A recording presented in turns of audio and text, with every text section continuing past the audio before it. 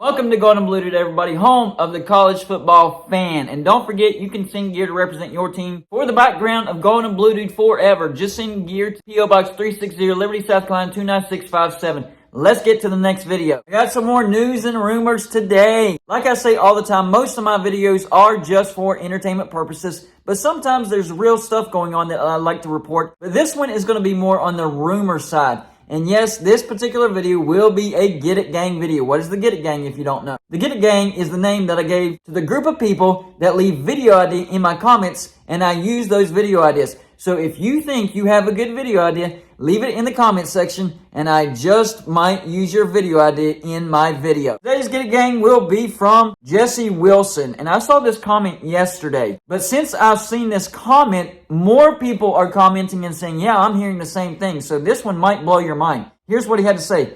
Hey, Gold, I'm hearing chatter that Washington, Oregon, Stanford, and California having talks with ACC. Woo.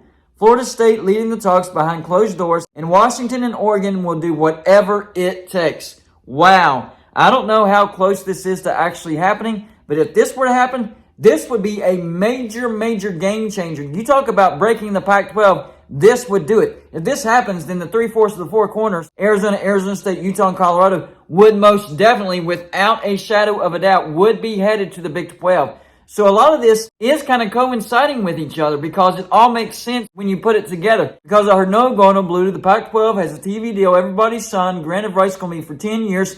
And if anybody leaves, it's going to be a $100 million payout. So it sounded like the Pac-12 was actually okay and that nobody was leaving. But I'm hearing from Pac-12 fan bases and people inside the situation that that's not the case, that the Pac-12 is actually in trouble, that the universities within the Pac-12 are not happy at all with the talks as far as TV negotiations with ESPN for the Pac-12. George Kliavkoff has definitely dropped the ball. He did the exact opposite of what he needed to do. Brett Yormark got ahead of everything, locked down a TV deal. No, not the best TV deal, but it's locked down, Big 12 stable. On the other hand, you have George Kliavkoff. He's like, no, I'm just listening to everybody. We're not locking down anything. Are you kidding me? You are not the SEC. You are not the Big Ten. I don't know why he thought the Pac-12 was so valuable, especially after USC and UCLA left. How does he think that way? How did he think that he was going to get a TV deal that's similar to the Big Ten and the SEC? But that's true. That's exactly what he was thinking, and he kept the doors open, trying to get the highest bidder when he should have been trying to lock down a TV deal just like the Big 12. The Big 12 stable, the Pac-12 is not looking good at all. And I'm hearing from Arizona State fans, Arizona fans, that 3/4 of the four corner schools are looking at the Big 12, are thinking about joining the Big 12, and they're thinking that it's probably going to happen. The fact that the Pac-12 is going out and getting San Diego State and SMU, that's actually not a good sign.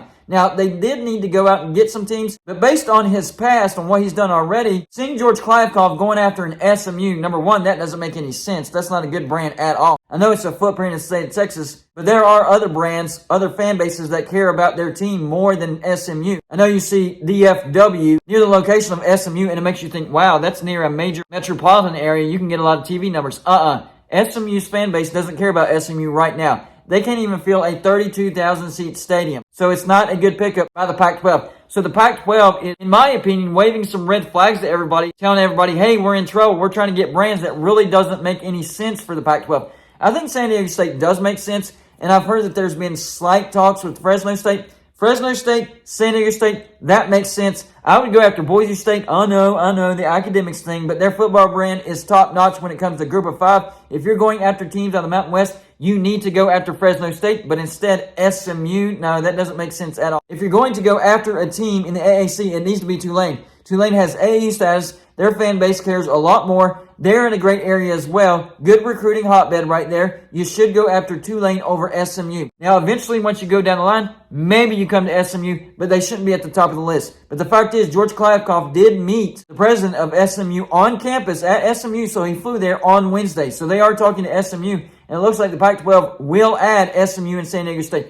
That doesn't help with the TV deal at all. That tells me right there that if the Pac-12 does have a TV deal, it's not a good one. Otherwise, you wouldn't be trying to add an SMU. So that tells me that this other stuff could be possible. Oregon, Washington, Stanford, and Cal going to the ACC. Now, if that happens, the ACC changes the game. Because what I've been hearing is that there are 8 teams, because it's in the bylaws, if 8 teams want to vote to dissolve the granted rights, it can happen, and then the teams can go wherever they want. Because the only thing that's keeping the ACC intact are those grant of rights, but they aren't as ironclad as people think they are. So if you brought in Oregon, Washington, Stanford, and Cal, that would bring ESPN back to the negotiating table. Would that even get Notre Dame thinking about joining the ACC as a full-time football member? Because with this 12-team expansion, Notre Dame can't go and get a bye week any year because they're not in a conference. The bye week is reserved for the top 4 conference champions. So if Notre Dame stays independent, they will always have to play in the first round if they get to the playoffs. This could be a tactic by the ACC trying to get in Notre Dame and trying to get them to sign as a full-time football member. As a fit, I think these teams do fit into the ACC well. Maybe not geographically because we're talking about the East Coast and the West Coast with nothing in between, so logistics would be difficult to figure out. But the Pac-12 does like to travel in packs, so they might actually have that pairing figured out. Like Washington and Oregon would travel together, and then Stanford and Cal would travel together. As far as academics go, perfect fit. These teams would definitely help the ACC when it comes to academics, and the ACC would be a good destination for these teams who have good academics. I think it would solidify the ACC. It would increase the amount of teams needed to vote to dissolve the grant of rights. The weird thing is Florida State leading the way. I actually thought that Florida State was one of the main teams that wanted to leave the ACC. I've kind of changed my mind because whenever it came out, they were on the list of the SEC. Well, actually, that really doesn't make sense because Florida State and the SEC, they have bad blood. They're not on good speaking terms right now because the SEC kept turning down Florida State, and then finally in 1991, they offered them, and Florida State said, no, we're not taking the SEC, we're taking the ACC. Bobby Bowden said that's an easier path to the national championship. Smart coach. So Florida State joined the ACC, and so Florida State and the SEC, not exactly the best of friends. So really that first list that ESPN came out with as far as Florida State, Clemson, Virginia, and North Carolina doesn't make sense as far as going to the SEC. In fact, I think North Carolina, Virginia, and Florida State would be more likely to go to the Big Ten. Florida State is actively pursuing AAU status, so it would make more sense to me for Florida State to go to the Big Ten because of what's happened in the past. And if that happened, then the SEC would have to pick up the Miami Hurricanes, which they would. However, like I've been saying this entire time, I've talked to fans of ACC teams, and every single one of them says, we love being in ACC, we just don't like the money. So Florida State, maybe they just love being in the ACC that much, they just don't like the money, they're trying to find ways to save the ACC. Why not talk to teams in the Pac-12? And these are good brands, especially Washington and Oregon. Cal and Stanford aren't as good as football brands, but academics, yes, they are the cream of the crop. I mean, they are at the very, very top. You are adding the 2 best institutions when it comes to academics. So, yes, I do think this would be a good ad for the ACC. They would have to change their name, though. It can't be the ACC anymore. And the name that I came up with would be the CCC, the Coast to Coast Conference. Now, as far as adding teams from the Big 12, because I've talked about that in the past,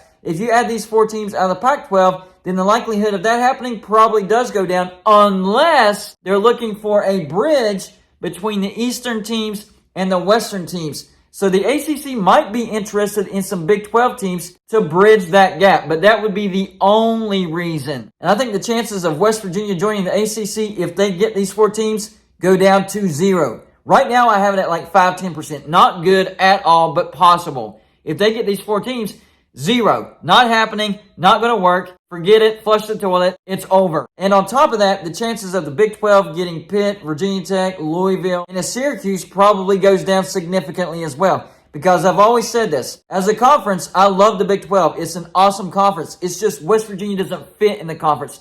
So the reason I've always preached West Virginia to the ACC is just we fit better in the ACC. We would get to play our rivals every single year like we used to. But if that didn't happen, then I would be okay with the Big 12 grabbing Pitt, Virginia Tech, Syracuse, and Louisville out of the ACC if the ACC were to dissolve. Well, if they pick up these 4 teams, they're not going to add any more teams, so West Virginia going to the ACC, that's out of the picture. And it solidifies the ACC, so no teams are going to vote to dissolve the ACC. Therefore, nobody's leaving the ACC, so we wouldn't get those 4 teams that I would want for West Virginia. So I'm actually hoping that this isn't true because I still want the Big 12 to pick up those 4 teams. Because if this happens, that's not happening. Nobody will be leaving the ACC if this happens. Not just because the revenue would go up, not just because they're grabbing some big-time brands, but also because the number needed to vote to dissolve the grant of rights for the ACC would go up, and the ACC all of a sudden would not have the numbers. It would go from needing 8 to vote to dissolve up to around 11. And there would not be 11 teams in the ACC to vote the grant of rights to dissolve, especially with adding these 4 brands. teams would be way more confident in the ACC, especially if they got a great TV deal. This one's a little bit crazy. I'm not sure if this is going to happen, but it's what I'm hearing, and it's the big buzz for today. So y'all let me know in the comments section. Number one,